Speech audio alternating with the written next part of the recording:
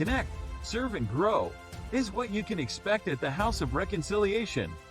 Leadership, community, education, wellness, and participation is part of our plan for your spiritual growth and success. Family and faith is a core value for the House of Reconciliation, working to help people find their purpose. Want to make an impact in the kingdom? Ready to tap into your future? Meet us at the House Sundays with Pastor Reginald Campbell, www.houseofreconciliation.org. Good morning, and thank you again for joining us. We're at the House of Reconciliation, the Greenville campus, and we want to welcome in those that are joining us from Greenwood, and of course, to our virtual campus this morning, and to all of our friends and guests and those that follow. Please, if you have an opportunity, please go to YouTube and subscribe, like, and share. So I've seen the numbers on YouTube start to go up. We thank you for all of our social media platforms and for the engagements that you guys have been participating in. What I want to do this morning is talk to you in brief. We know that the weather is chilly here in South Carolina. We've just overcome 2 weekends of snow, ice, and rain. So we're kind of getting past the point of the midway point in this month. And the reason I keep, I guess, as some people would say, harping on it or reminding it, is that if we're not positioning ourselves to take a shift, then the question becomes, when will we? And the reason I say that is because we're about 5, maybe 5.5 weeks away from spring. And if nothing is planted now, if there's no restructuring in our behavior, no restructuring in our mindset, no adding new disciplines in our lives, and exiting some things from our life, then we came into a new year with the same old behavior, the same old habits, same old attitude, same old situation. So what changes? What changes? I mean, if we were like, man, 2022 is going to be different, 2022 is going to be a great opportunity, and I think sometimes we're waiting on it to happen from something else and through someone else, and it has to happen in us. So this morning, we just want to talk briefly. It's a new year, New Year's resolution. We've talked various times about the Great Hangover. Here is something I'm going to give you as, if you want to write, is a pinpoint. Fear will suffocate your gifts and talents. Fear. This is the time, this is the month. Many people are closing out a fast. Many people are in the middle of a fast. But what really happens is fasting is about regulating yourself and bringing the body, mind, and spirit in together, so then we can operate. Instead of getting 20% of our lives, we can move from 20% to 35%. And then in a couple of weeks, move from 35% to 45%. And then by spring, be operating in our lives, our gifts, our talents, our relationship with God, as well as deciding if we're going to go back to school in the spring, or we already in school, then we got to stick and stay. And one of the first things is you had purpose before anybody ever had an opinion. Now, what I want to dabble with is sometime what hurts you more than other people is the opinion that you have about yourself. So this is where the scripture is going to come this morning, Proverbs 18 and 21. You can read it at your leisure. This is what I'm saying. We can suffocate our gifts and talents because of the mindset we have. Now, here's what it says. Death and life is in the power of the tongue. So now we're at a point in purpose over people, purpose over me, purpose over a person, purpose over corporate, is my mouth can kill and hinder and create more stumbling blocks than anybody in your circle. Sometimes it's not your spouse. Sometimes it's not the people on your job. Sometimes it's not the community that you live in. Sometimes we speak those things that create stumbling blocks. Because here's what we do. Death and life is in the power of the tongue, and those that love it shall eat the fruit. So if we speak negativity in a year, because we really, and I've studied it, but I haven't had a chance to get to it yet, we're in the year of redemption. We're in a decade of redemption. So this is why I say to people, your inherited, gifted lineage, no one's going to discover it. It's meant for you to discover. And the problem is we are so associated with things coming to us. And why is that? Because we have many times the mindset of a victim. Like I said, your own tongue is linked to your heart. Your heart is linked through your talk. Because really, here's what people don't really understand sometimes, is that your mind sometimes is not only a battlefield, but your mind many times is just a neutral field. And depends on what takes charge in your mind. What takes charge in your mind can easily be the feelings and emotions. What takes charge in a person's life can easily be the attitude. What takes charge in a person's life can easily be stumbling blocks that are put there by others. And once they're removed, you're still stumbling. You know why? Because now it's in your mind. And so now when it hits your mind, the first department it goes to is your emotions. And then the second department it goes to is your past. So then when your emotions in your past, now you adopt an attitude where it was supposed to be a learning curve. So how you respond. Because we'll say things and then we'll say, well, I'm sorry, I didn't mean that. Yes, you did, because that's what was in your heart. And your heart is influenced by your thoughts. And if your thoughts are still regulated by the devastation that you had and the issues that you had at 12 or 14 and dramatized, because someone had sent me over, and we didn't have time today to pull it up, but they sent me over how an elderly person, they said generation trauma, where someone was yelling at your grandmother and yelling at your grandfather. And so then when they got older, they yelled at somebody. And then when they had children, they yelled at them. Somebody has to break the barrier. Somebody has to break the barrier. And so we don't understand. It is not so much as the enemy that sets us up as we set up ourselves with what comes out of our mouth.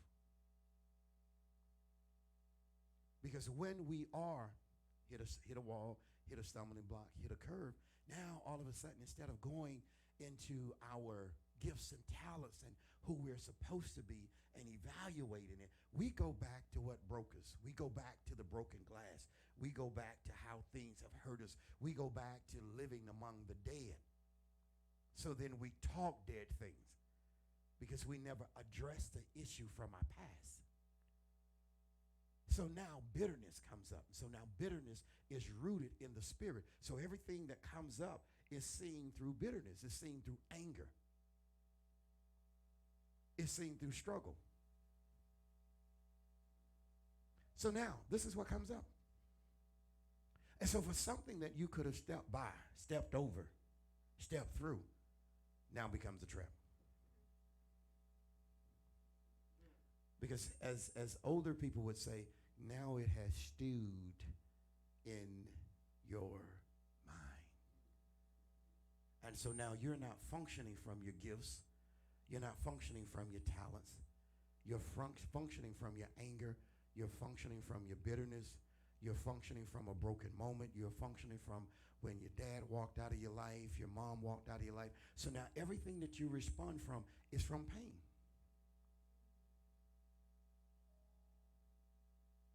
Not who you are. You have to be careful what you allow to incubate in your heart. Because most of the time when people are not happy and not balanced, the easiest companion is negativity, is brokenness, is emptiness. And so then in this moment, which should be a moment of redirecting our lives, it goes and it gets with anger and it gets with violence.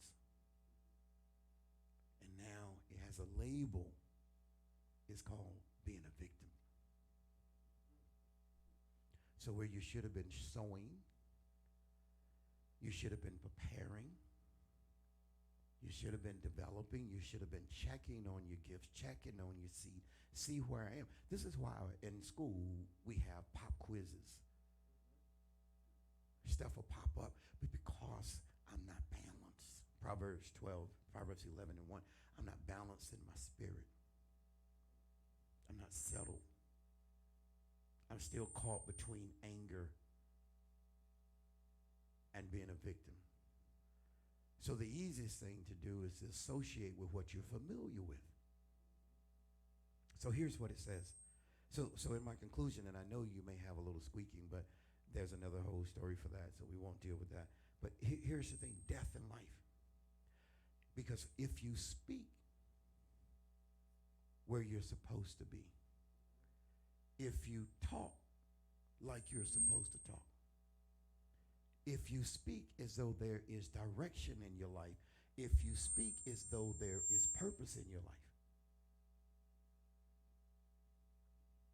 then you can neutralize the toxic things in your life. You can neutralize them. They're not just going to go away. An individual just can't fix them. You got to neutralize them until you can get them out of the behavior and out of your mind. And they will rise up 3-4 years later. But now, this is what the whole point of, I think it's John 16 and 13, about being led by the Spirit of God. It becomes a spiritual equilibrium. It's like we have two ears, and every individual has an equilibrium. And if their equilibrium is off balance, then they walk off balance. They can't hold their balance. And so some of us are holding too much. And so I want to share with you this morning as we get ready to close. And this is a situation as far as if you hear the squeaking, nobody can fix, because there were some things that were not done. That's why it's doing what it's doing now. So we're not going to sweat that, because it was fine when we started. But like I always tell people, when you deal with an anointed situation, sometimes the enemy will use things, and sometimes the enemy and the adversary will set up things prior to. So then when you come in, you already have booby traps. So here's the thing. At this point, what is the day? The day is, what's the date? 23rd. This you have to see as a turning point. And I use this title, Turn the Direction of Your Tongue. Don't let your tongue speak from your past. Don't let your tongue speak and make excuses. Own it. Accept it.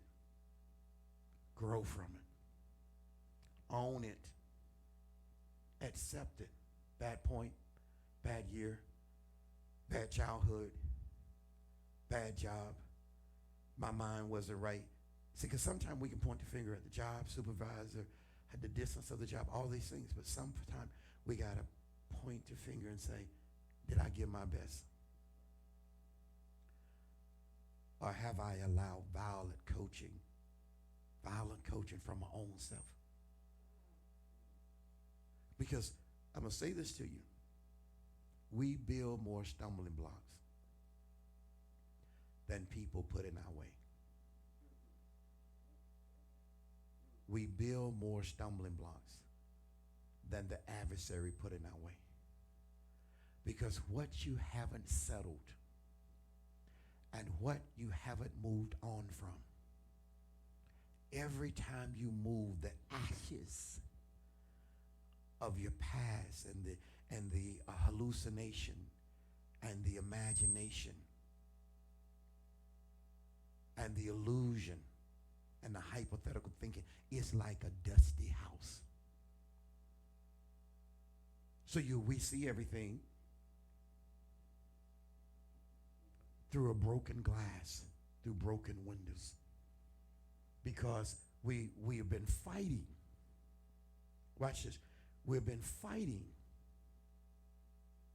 that we're broken. Denial. We've been fighting that I didn't have enough resources.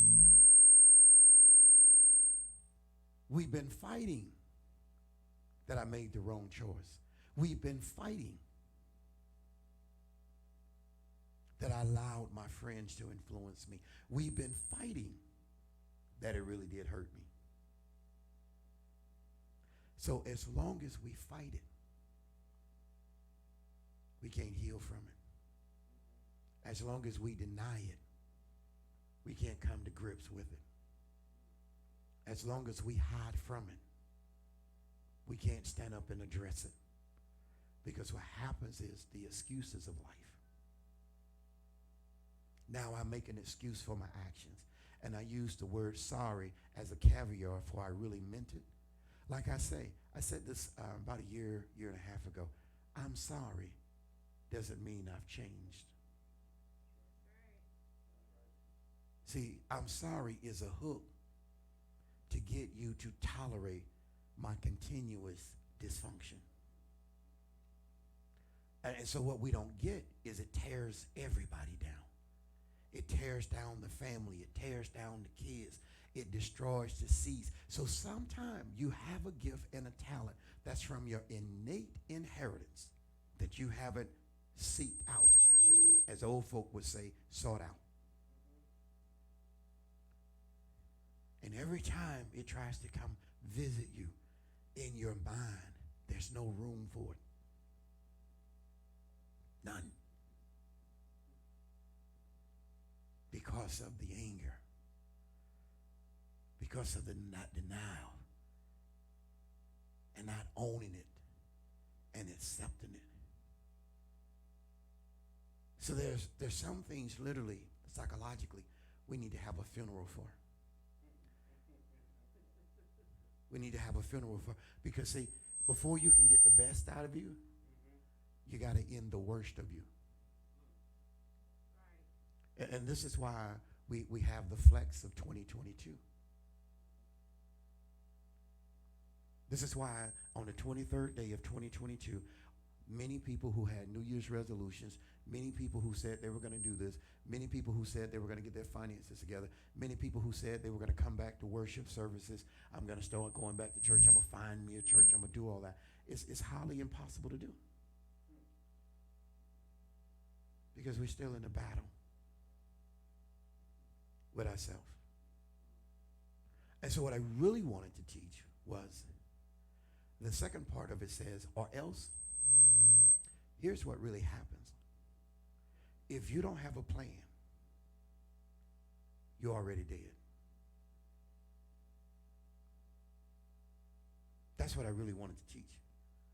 But if I'd have tried to teach that, we'd have more issues. And this is nobody's fault. This is just something that we got to correct. But if you, first of all, if I had something to say as I get ready to close, is seek God and dig within yourself for vision. Because vision is critical to anything that you're going to do. See, you can have all the emotions, you can have all the energy, you can think you have ingredients, but if you don't have vision, when the road gets tough, where are you going? You're going right back to the junkyard of feelings and emotions. And this is what I would say to every person that's wrapped up in anything outside of themselves and God. Ask yourself why you're wrapped up. Why do you have more faith in other things and other people who let you down than you have in yourself and God? Why will you defend your favorite team even if they lose? You'll criticize them, but you still have faith in something that hadn't produced in decades. I'm talking about soccer. I'm talking about baseball. I'm talking about basketball. I'm talking about anything. I'm talking about even with a company. I've been in this company 20 years, and you've only received in the last 20 years 3% increase in your pay. When we're dealing with 21% of inflation. Tell me how well that's going to work out. You're saying you're going to get it together, but technically, only 4% of people in the world have vision. So without vision, there is no plan. Ask me, the difference is this. It's real simple. Without vision, I continue to function in what I feel. I wake up today, all of a sudden I had no plan for the day. But I wake up today and my feelings take charge. I wake up today and one of my associates called me and said, hey, let's go get a cheeseburger. You see, a person like me would say, well, your friend must don't have nothing planned either. There's not a day in your life that you should not have order and a plan. There's not a day in your life that you just, I'm just about that, like, just whatever happens, just happens. That shouldn't be a day in your life. And let me give you something real quick. A job is not a plan.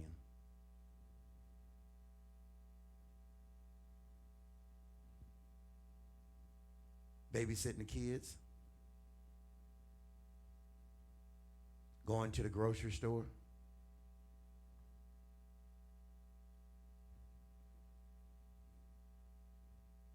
washing your car, changing your oil. It's not a plan for your life. Those are items on the list.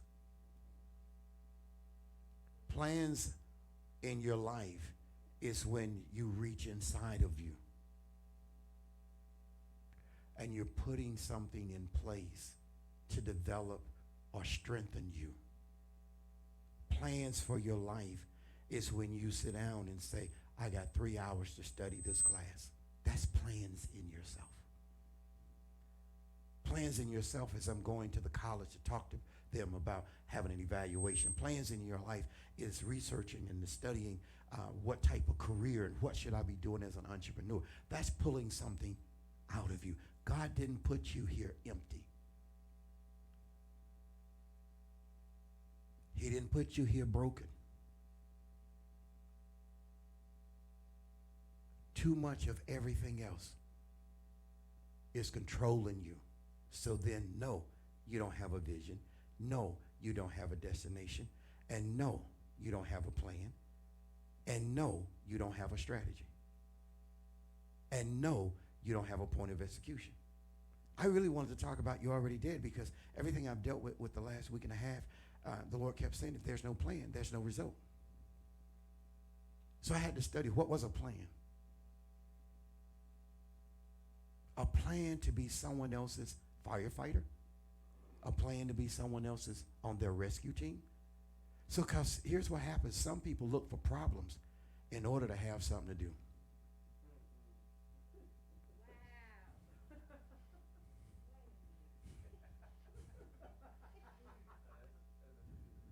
So some people look for, I tell you, when I know I'm headed in that vein, then I know all kind of stuff start happening. Well, see, some people look for problems in order to have something to do. So what I call is they have busy noise. They don't have productive noise. I told an individual that was very, very close to me for years, and I said, they always like, I'm busy. And I said to them one day, I said, but are you productive? And that killed that relationship. And then let me explain to you why. If there's no results for the day and no progress, then how can there be a future? If there's no stick-to-itness, no traction, and let me say this to you, when you start germinating, here's what a lot of people run away from. You meet friction. But every seed that comes up out of the ground has to push the initial dirt out of its way. Every seed. So what does that mean? If you plan to grow, you're going to have conflict where you are. People are not going to understand what you're doing, why you're doing it, what you do, and they're going to start labeling you. And so you hear things like, oh, you think you this and you think you that. And people asked me the other day yesterday, about all the playoff games and all the college games that was going on. And they was like, who's your team? I said, mm-mm. I look at the strategy. I don't know what you're talking about, man. You're rooting for them. I said, let me tell you why. It doesn't matter who's playing. If neither one of them has vision, neither one of them has a plan, and neither one of them has a strategy. Because in any game you play, you're going to have to figure out a different way to win. And here's the kicker. There are good coaches, but what make great people are those that know how to adjust to the moment rather than being conquered by the moment. See, you can have a great coach and he can have a great plan. You can go out there on the field, on the court, on the baseball field, do whatever. But what happens when the other team adjusts to what you're doing? That shows me if you only can stick with the plan you wrote, then your plan has no flexibility to it.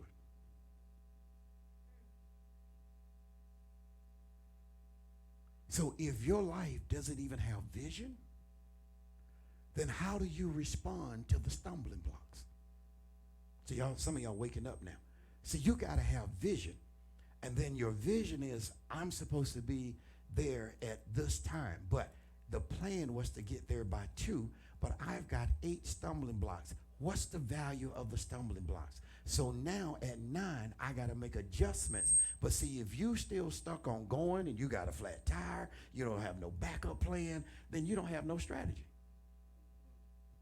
You don't have a friend of mine said taxi yesterday. You don't have one of those car riding places in your phone and already your car. So now you got to do all of this. Then you got to be verified, and you may not have but 1% on your phone.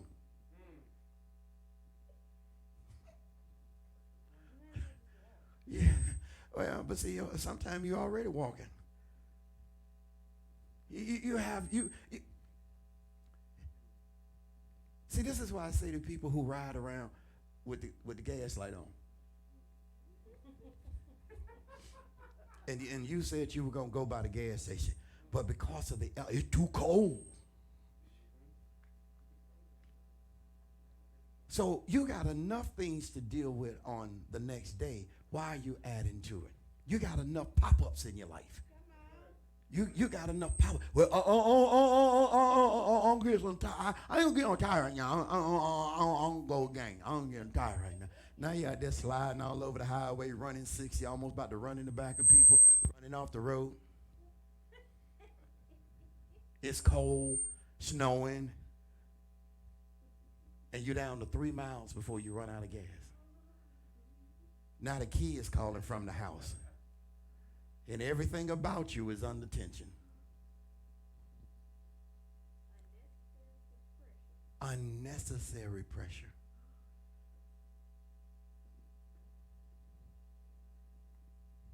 Turn the direction of your tongue.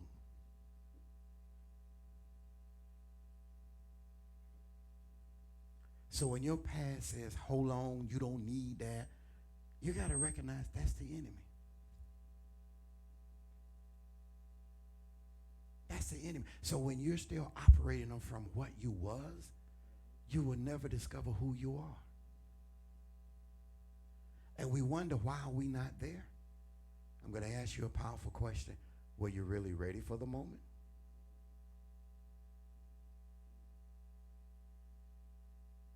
Why you root for a team or organization that keep losing? But you want to be the great hope?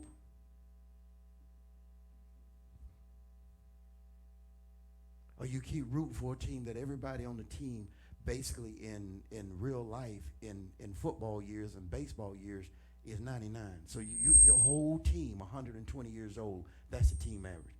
And they gonna make it, they gonna make it. Father Time never loses. You know why? You're comfortable in your mess.